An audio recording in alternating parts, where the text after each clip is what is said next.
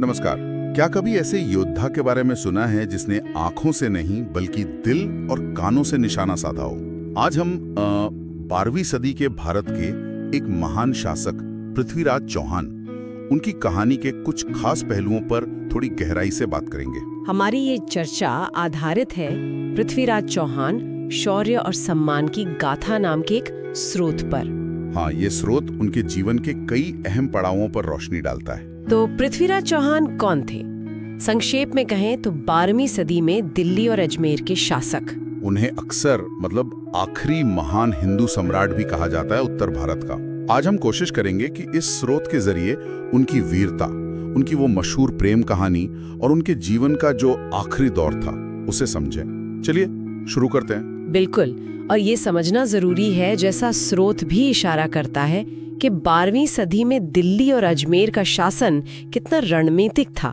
ये सिर्फ शहर नहीं थे, ये सत्ता के केंद्र थे। हाँ, व्यापार और राजनीति दोनों के लिए अहम। सही। गंगा के मैदानों और पश्चिम के बीच का मुख्य रास्ता यहीं से।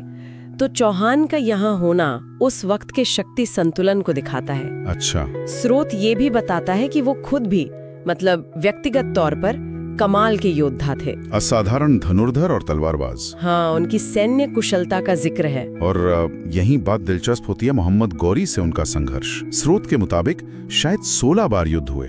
हाँ, ये आंकड़ा दिया गया है। 16 बार भिड़ंत हुई और कहते हैं शुरुआती 15 बार पृथ्वीराज जीते। 15 बार। ये तो बहुत बड़ी बात है। बिल्कुल। ये लगातार संघर्ष और चौहान की जो शुरुआती सफलताएं थीं, वो ध्यान खींचती हैं। स्रोत इशारा करता है कि ये शायद उनकी बेहतर रणनीति या इलाके की समझ का नतीजा थी, महज आंकड़े नहीं है ये। उस समय का युद्ध कौशल दिखाता है ये, और उनका दृढ़ संकल्प भी। अच्छा, लेकिन युद्ध और राजनीति के अलावा कहानी में एक और पहलू है, संयोगिता। उनका स्वयंवर, उनकी प्रेम कहानी।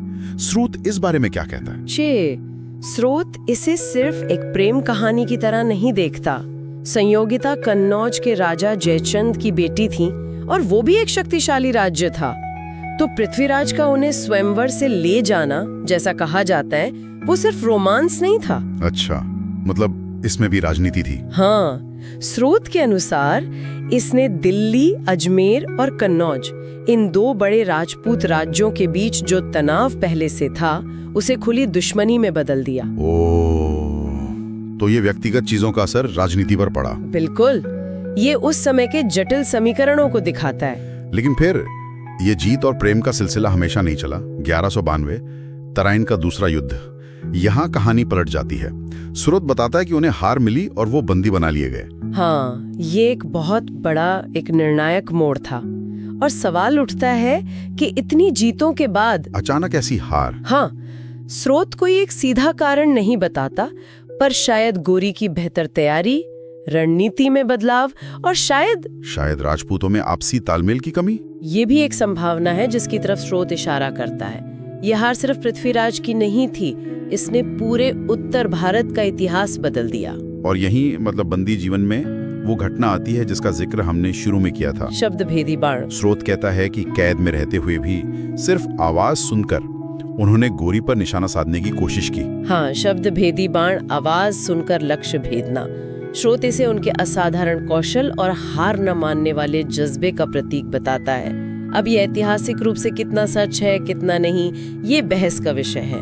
ये लोक कथा ज्यादा हो सकती है। हो सकता है स्रोत भी शायद इसे तथ्यात्मक दावे से ज्यादा एक प्रेरणा की तरह देखता है, लेकिन इसका जो प्रतीकात्मक महत्व है वो बहुत बड़ा है। ये दिखाता है कि हार में भी प्रतिरोध कैसे जिंदा रहता है, कैसे किंवदंतियां बनती हैं। तो इस पूरी चर्चा का सार क्या निकलता है, खासतौर से स्रोत पृथ्वीराज चौहान शौर्य और सम्मान की गाथा के नजरिए से? शायद यही कि वीरता और सम्मान सिर्फ जीत में नहीं है, हाँ, बल्कि उस जज्बे में है जो हार नहीं मानता, और जीवन के आखिरी पल तक भी अपनी मूल्यों पर टिके रहना, जैसा स्रोत कहता है। बिल्कुल। और यहाँ एक सोचने वाली बात ये रह जाती है कि पृथ्वीराज चौहान की कहानी, और खासकर ये शब्दवेदी बाण वाली बात, ये सदियों बाद भी लोगों के मन में इतनी गहरी क्यों बसी हुई है? इतिहास और लोक कथा का ये जो मेल है, ये हमें अपने नायकों के बारे में और उनकी कहानियों से मिलने वाली प्रेरणा के बारे में क्या सिखाता है? सही कहा।